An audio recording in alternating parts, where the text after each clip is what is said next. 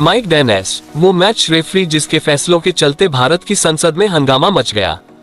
अपने एक फैसले की वजह से विवादों में रहे मैच रेफरी माइक डेनेस का जन्म आज ही के दिन हुआ था। माइक डेनेस ने भारत साउथ अफ्रीका के बीच खेले गए एक मुकाबले में सचिन तेंदुलकर समेत 5 भारतीय प्लेयर्स पर बैन लगा दिया था, जिसके बाद संसद से लेकर क्रिकेट वर्ल्ड तक बवाल हुआ था। पूरा किस्सा जानिए। भारत और साउथ अफ्रीका के बीच क्रिकेट के रिश्ते बेहद खास जगह रखते हैं। लगभग 22 साल तक अंतर्राष्ट्रीय क्रिकेट से गायब रहने के बाद एपथीड वाले पूरे मामले से निकलकर जब साउथ अफ्रीका की टीम पहली बार क्रिकेट खेलने उतरी तो वो भारतीय जमीन पर आई थी। कलकत्ता में हाथ जोड़कर शुक्रिया अदा करते क्लाइव राइस की तस्वीर ऐतिहासिक है। उस 3 वनडे मैचों की फ्रीडम सीरीज के 10 साल बाद की ये कहानी है। इस मौके पर भारतीय टीम साउथ अफ्रीका में थी। पहला टेस्ट मैच साउथ अफ्रीका ने बड़ी आसानी से जीता। ये मैच वीरेंद्र सहवाग का पहला टेस्ट मैच था और उन्होंने अपनी पहली ही टेस्ट पारी में शतक लगाया। मजे की बात यह है कि वो जिन्हें अपना आदर्श मानते थे उन सचिन तेंदुलकर ने भी सेंचुरी मारी। सचिन और सहवाग ने मिलकर 220 रन की पार्टनरशिप की, लेकिन इन दोनों के सिवा और कोई बल्लेबाज चला नहीं और इंडिया 379 रन ही बना सकी। जवाब में साउथ अफ्रीका के टॉप 6 बल्लेबाजों में 2 ने सेंचुरी मारी और 3 ने 70 के आसपास रन बनाए। दूसरी पारी में इंडिया 237 रन ही बना सकी और साउथ अफ्रीका ने चौथी पारी में 54 रन बनाकर 9 विकेट से ये मैच जीत लिया। दूसरा टेस्ट मैच पोर्ट एलिजाबेथ में खेला गया। हमारी कहानी इसी मैच की है। पहली पारी में साउथ अफ्रीका ने 362 रन बनाए, जिसमें हर्शेल गिब्स अपने दोहरे शतक से मात्र 4 रन पहले आउट हो गए। लेकिन इंडिया ने बहुत अच्छी बैटिंग नहीं की। 201 रन पर पूरी टीम ऑल आउट हो गई। वीवीएस लक्ष्मण एकमात्र बल्लेबाज थे जो हाफ सेंचुरी तक पहुंचे। हालांकि साउथ अफ्रीका की दूसरी पारी में बने 233 रनों के बाद इंडिया को 395 रनों का टारगेट मिला और विकेट को देखते हुए यही माना जा रहा था कि मैच ड्रॉ होगा। 28 रन पर 1 विकेट के नुकसान पर 5वें दिन जब इंडिया ने बल्लेबाजी करनी शुरू की तब भी हर कोई यही मान रहा था और असल में हुआ भी ऐसा ही। अपना दूसरा मैच खेल रहे दीप दासगुप्ता को बैटिंग करने के लिए ऊपर भेजा गया। उन्होंने ओपनिंग की और राहुल द्रविड़ के साथ 83 ओवरों में 171 रनों की पार्टनरशिप की। दीप दासगुप्ता ने 22 और द्रविड़ ने 36 के स्ट्राइक से बल्लेबाजी की और ये सुनिश्चित किया कि 2 मैचों के बाद सीरीज का स्कोर 1-0 ही रहे। लेकिन इस कथित नीरस ड्रॉ के बीच एक और कहानी जन्म ले चुकी थी। जिस वक्त भारतीय टीम मैच ड्रॉ करने की जुगत में लगी हुई थी, उस वक्त तक टीम के 6 खिलाड़ियों को सजा सुनाई जा चुकी थी। सचिन तेंदुलकर को गेंद के साथ छेड़छाड़ करने के लिए एक टेस्ट मैच का बैन मिला था। सहवाग को अंपायर के फैसले पर आपत्ति जताने और अंपायर की ओर चार्ज करने के जुर्म में एक टेस्ट मैच का बैन मिला था। हरभजन सिंह, दीप दासगुप्ता और शिव सुंदर दास को जरूरत से ज्यादा अपील करने के लिए एक टेस्ट मैच के लिए बैन किया गया था और सौरव गांगुली को बतौर कप्तान अपने खिलाड़ियों पर कंट्रोल न रखने के लिए एक टेस्ट मैच और 2 वनडे मैचों का बैन मिला था। इसके साथ ही इन सभी 6 खिलाड़ियों की 75% मैच फीस काटी गई थी। यानी इंडियन टीम की प्लेइंग 11 में 6 खिलाड़ी बैन किए जा चुके थे। सचिन तेंदुलकर पर लगा था बॉल से छेड़छाड़ करने का आरोप। जब पहला बीज जमीन पर गिरा था, मैच का तीसरा दिन चल रहा था और 60वें ओवर में हरभजन सिंह गेंदबाजी कर रहे थे। जैक्स कालिस ने मिडल और लेग स्टंप पर पड़ी एक गेंद टैप की और फॉरवर्ड शॉट लेग पर खड़े सहवाग ने अपनी दाहिनी ओर 2 कदम उछलकर और डाइव मारकर गेंद पकड़ी। चूंकि ये सब सेकंड भर की देरी में हुआ था, सहवाग को ऐसा लगा कि गेंद बल्ले पर लगने के बाद कालिस के जूतों पर गिरी थी और वहां से उछलकर उन तक पहुंची थी, इसलिए उन्होंने कैच की अपील की। सहवाग कैच लेने की खुशी और अंपायर को कन्विंस करने के फेर में उनकी तरफ बढ़ते हुए अपील कर रहे थे। कालिस को अंपायर ने नॉट आउट करार दिया और सहवाग ने अपनी फ्रस्ट्रेशन जाहिर करते हुए 4 अक्षरों का अंग्रेजी का वो शब्द जोर से बोला जो एफ से शुरू होकर के पर खत्म होता है और अक्सर जिसका और सी सेंसर कर दिया जाता है। तीसरे दिन एक और बात हुई थी। सचिन तेंदुलकर गेंदबाजी करने के लिए आए और उन्होंने मीडियम पेस गेंदबाजी की। उन्हें आते ही बहुत अच्छी स्विंग मिलनी शुरू हो गई। चूंकि सचिन अमूमन ऑफ या लेग ब्रेक बॉलिंग करते थे, लिहाजा उनकी मीडियम पेस के बारे में कमेंट्री बॉक्स में बैठे लोग बात करने लगे। बात इस पर भी आई कि इस शानदार स्विंग के लिए वो ऐसी कौन सी ग्रिप से गेंद फेंक रहे थे कि वैसी स्विंग और कोई गेंदबाज नहीं करा पा रहा था। इस पर ब्रॉडकास्टर्स ने एक कैमरा सचिन के हाथ पर फिक्स कर दिया। इसी दौरान एक मौके पर देखा गया कि सचिन अपने नाखून से गेंद की सीम को खुरच रहे थे। इसका रिप्ले बार बार टीवी पर दिखाया गया और मैच रेफरी माइक डेनेस ने स्वतः संज्ञान लेते हुए मैच की फुटेज मंगवाई। फुटेज देखने के बाद उन्हें यकीन हो गया था कि सचिन ने गेंद के साथ जो किया वो नियमों के विरुद्ध था। तो इन दो मौकों के कारण भारत के 5 खिलाड़ियों को बैन मिला और कप्तान साहब यानी सौरव गांगुली भी लपेटे में आए, क्योंकि माइक डेनिस को लग रहा था कि वो अपने खिलाड़ियों को कंट्रोल में नहीं रख रहे थे। तो इस तरह से मैच के चौथे दिन की शुरुआत में इंडियन टीम को ये बता दिया गया कि उसके 6 खिलाड़ियों को सजा दी गई है। ये भी मालूम पड़ा कि भज्जी, शिव सुंदर दास, दीप दास गुप्ता और सहवाग को सजा इसलिए मिली थी क्योंकि ऑन फील्ड अंपायरों ने उन्हें माइक डेनिस को रिपोर्ट किया था और सचिन और गांगुली को खुद माइक डेनिस के कोप का शिकार होना पड़ा था। विवादित फैसले के बाद माइक डेनिस की प्रेस कॉन्फ्रेंस।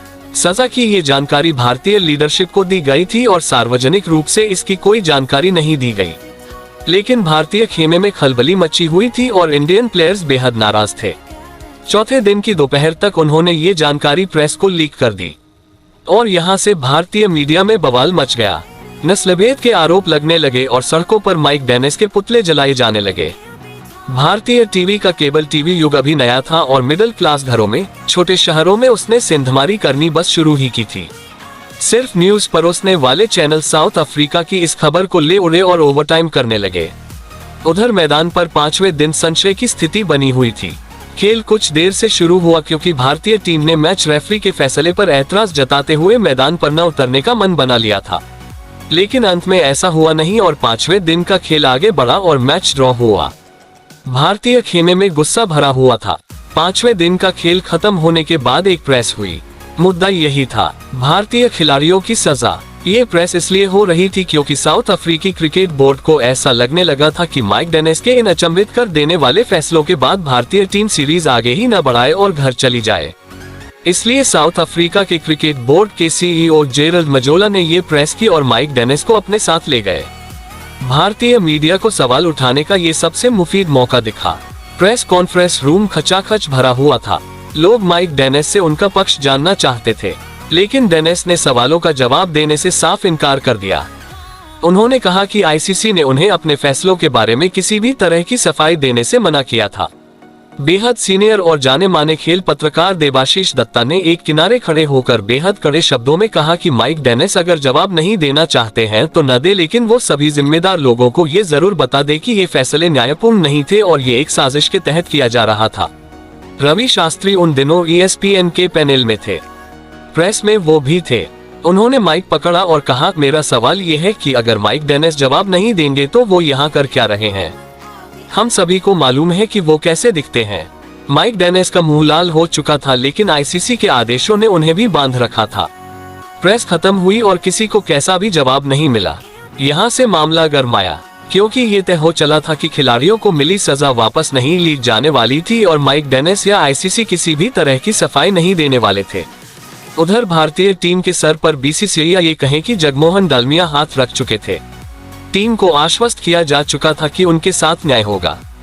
इस मैच के और इस बवाल के दो मुख्य भारतीय किरदार सचिन तेंदुलकर और सौरव गांगुली अपनी अपनी आत्मकथाएं लिख चुके हैं।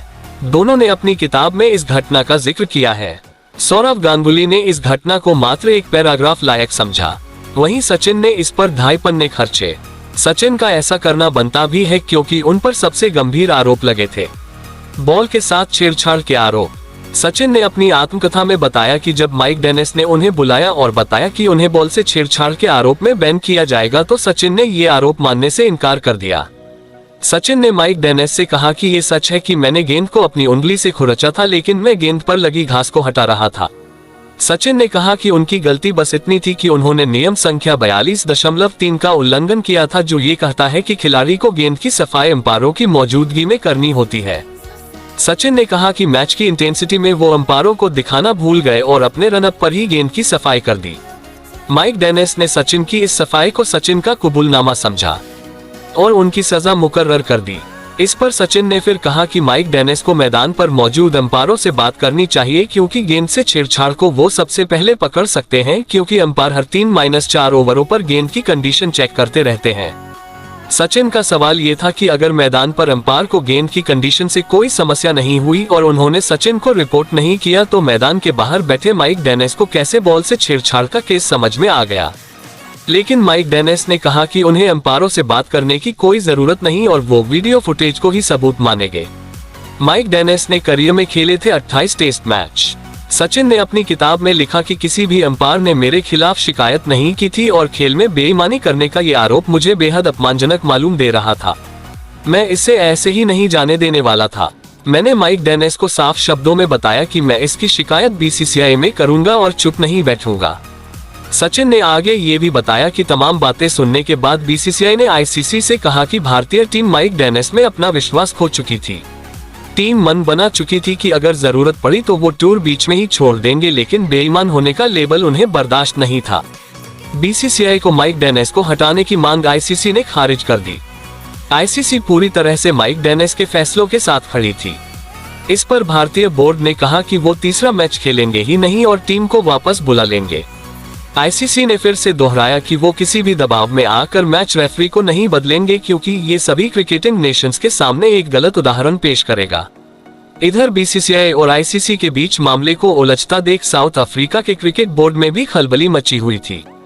बीच में टूर रद्द होने का मतलब था कि साउथ अफ्रीका को बड़ा नुकसान उठाना पड़ता। वो ऐसा कतई नहीं चाहते थे, लिहाजा उन्होंने कदम बढ़ाने शुरू किए। उन्होंने सीधे माइक डेनिस से कहा कि वो खुद ही तीसरे टेस्ट मैच में शामिल होने से मना कर दे और मामला वहीं खत्म हो जाएगा। माइक डेनिस ने ऐसा करने से साफ इनकार कर दिया। मामला फिर से वहीं आकर रुका। भारतीय बोर्ड अभी भी यही कह रहा था कि वो तीसरा मैच नहीं खेलेगा। अब साउथ अफ्रीका ने आईसीसी को बाईपास किया और सीधे बीसीसीआई से बात की। भारतीय बोर्ड को पेशकश दी गई कि साउथ अफ्रीका खुद माइक डेनिस को हटाकर एक दूसरा मैच रेफरी ले आएगा और मैच करवाएगा। भारतीय बोर्ड इस पर राजी हो गई। दोनों बोर्ड्स ने ये बात आईसीसी को बताए। काटो तो खून नहीं वाली कहावत आईसीसी जी रही थी। उसने फिर से दोहराया कि टीमें अपने आप किसी मैच ऑफिशियल को नहीं हटा सकती, लेकिन दोनों क्रिकेट बोर्ड तय कर चुके थे कि साउथ अफ्रीका के डेनिस लिंडसे मैच रेफरी होंगे और तीसरा मैच तय दिन पर खेला जाएगा। आईसीसी ने कहा कि अगर ऐसा होता है तो तीसरे टेस्ट मैच को ऑफिशियल टेस्ट मैच का स्टेटस नहीं मिलेगा। दोनों क्रिकेट बोर्ड्स ने इस पर कोई ध्यान नहीं दिया। इसके बाद आईसीसी ने कहा कि वो 6 में से 5 खिलाड़ियों पर लगा बैन हटा रही है। सिर्फ सहवाग पर लगा इमीडिएट बैन लागू रहेगा, क्योंकि ऑन फील्ड अंपायरों ने उनकी शिकायत की थी और उन्होंने मैदान पर खेल के दौरान अभद्र भाषा का इस्तेमाल किया था।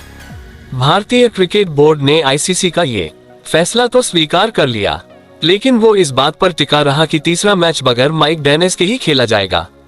और फिर 23 नवंबर से सेंचुरियन के मैदान में तीसरा टेस्ट मैच शुरू हुआ। सहवाग को एक मैच के बैन के चलते नहीं खेलने को मिला।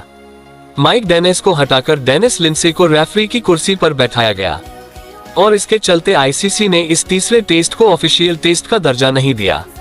आप कहेंगे कि आईसीसी ऑफिशियल टेस्ट मैच का दर्जा दे या न दे, उससे क्या ही फर्क पड़ता है, क्योंकि मैच तो हुआ ही। तो इसका जवाब आपको 2 उदाहरणों में मिलेगा। तीसरे टेस्ट मैच में वीरेंद्र सहवाग को नहीं खिलाया गया क्योंकि दूसरे टेस्ट मैच में उन पर एक टेस्ट मैच का इमीडिएट बैन लगा था। इसके ठीक बाद इंडिया ने अगला टेस्ट मैच 3 दिसंबर 2001 को खेला। ये इंग्लैंड के खिलाफ मोहाली में होना था। मैच शुरू होने से पहले टीम इंडिया को बताया गया कि इस मैच में सहवाग नहीं खेल सकते, क्योंकि उन पर एक मैच का बैन लगा था जो उन्हें तुरंत ही सर्व करना था। आईसीसी को बताया गया कि सहवाग ने साउथ अफ्रीका के खिलाफ तीसरे मैच में सहवाग नहीं खेले थे, तो आईसीसी ने कहा कि वो ऑफिशियल मैच था ही नहीं, इसलिए आईसीसी के सामने सहवाग ने अपनी सजा भुगती ही नहीं और इस तरह सहवाग को इंग्लैंड के खिलाफ भी वो मैच मिस करना पड़ा। दूसरा उदाहरण और भी मजेदार है। हालांकि हम इसे मजेदार कह रहे हैं, लेकिन एक खिलाड़ी के लिए ये बेहद बुरा अनुभव रहा होगा। वो खिलाड़ी है कॉनर विलियम्स। बड़ौदा से खेलने वाले कॉनर विलियम्स को साउथ अफ्रीका टूर के लिए पिक किया गया था। तीसरे टेस्ट मैच में उन्हें जगह भी मिली। दूसरी पारी में साउथ अफ्रीका के बेहद तगड़े पेस अटैक के सामने कॉनर विलियम्स ने ओपनिंग करते हुए 83 गेंदों में 42 रन बनाए और शिव सुंदर दास के साथ मिलकर 92 रनों की सॉलिड पार्टनरशिप की। ये पहला और आखिरी मौका था जब कॉनर विलियम्स को प्लेइंग 11 में जगह मिली थी, लेकिन फुल साइड टीम के साथ और फुल साइड विदेशी टीम के खिलाफ खेलने के बावजूद कॉनर विलियम्स को भारतीय टेस्ट प्लेयर नहीं माना जाता, क्योंकि वो मैच ऑफिशियल टेस्ट मैच नहीं था। क्रिकेट की किताबों में कॉनर विलियम्स हमेशा के लिए अनकैप्ड प्लेयर ही रहेंगे। देश के अलग अलग हिस्सों में हुआ था प्रदर्शन। खैर, इस मैच के बाद माइक डेनिस ने मात्र 2 टेस्ट मैचों में और 3 वनडे इंटरनेशनल मैचों में रेफरी की भूमिका निभाई। ये matches Pakistan versus West Indies series की थे, जो 2002 में जनवरी और फरवरी में हुई थी। आईसीसी ने इस पूरे विवाद को देखते हुए तय किया था कि एक कमेटी मामले की जांच करेगी। सुनवाई जून 2002 में होनी तय हुई थी, लेकिन उससे पहले ही माइक डेनिस की तबीयत काफी खराब हो गई और उन्हें हार्ट सर्जरी करवानी पड़ी। इस वजह से ये सुनवाई टाल दी गई। 2 साल बाद यानी 2003 में आईसीसी को नया मुखिया मिला, एहसान मणि। उन्होंने भारतीय क्रिकेट बोर्ड से कहा कि उन्हें माइक डेनिस वाला मसला भूल जाना चाहिए और क्रिकेट के खेल की राजनीति का खेल समझने वाले जगमोहन डालमिया ने इस पर तुरंत हामी भर दी। इसके बाद आधिकारिक रूप से भारतीय बोर्ड ने कहा कि वो मानवीय आधारों पर माइक डेनिस को माफ करते हैं और इस तरह स्वास्थ्य लाभ ले रहे माइक डेनिस की वो सुनवाई कभी हुई ही नहीं। ये मसला कितना बड़ा था इसका अंदाजा इसी बात से लगाया जा सकता है कि तब भारत की संसद में इसको लेकर हंगामा हुआ था। सचिन तेंदुलकर आज भी बड़े नाम हैं और तब काफी बड़े नाम थे, उन पर बैन लगना यानी देश में हंगामा होना तय था। तब संसद में इस बात पर बहस छिड़ गई थी कि टीम इंडिया को अपना दक्षिण अफ्रीकी दौरा बीच में छोड़कर ही वापस आ जाना चाहिए। पूर्व क्रिकेटर कीर्ति आजाद, जो अभी तृणमूल कांग्रेस का हिस्सा हो चुके हैं, तब भारतीय जनता पार्टी के सांसद थे। भारतीय खिलाड़ियों पर लगे बैन के मुद्दे को देश की संसद में जोर शोर से उठाने में वही सबसे आगे थे। तब संसद में कीर्ति आजाद ने मांग रखी थी कि सरकार को देश के खिलाड़ियों के साथ खड़ा होना चाहिए और बीसीसीआई के साथ मिलकर सख्त कदम उठाना चाहिए। संसद सत्रों में एक दूसरे के खिलाफ नारा लगाने वाली कई पार्टियों के सांसद तब इस मसले पर एकजुट हुए थे। भाजपा, कांग्रेस के अलावा अन्य राजनीतिक दलों ने भारतीय खिलाड़ियों की साउथ अफ्रीका से तुरंत वापसी की मांग की थी। तब की अटल बिहारी वाजपेयी सरकार ने इस मसले पर शांत स्वभाव से काम लेने की अपील की थी। 1 दिसंबर 1940 को माइक डेनिस यूनाइटेड किंगडम के बेलशिल में पैदा हुए थे। अप्रैल 2013 में कैंसर से लड़ते हुए माइक डेनिस की मौत हो गई थी। उन्हें आज भी ब्रिटिश क्रिकेट के स्टाइलिश बल्लेबाजों में से एक और शानदार कवर फील्डर के रूप में जाना जाता है।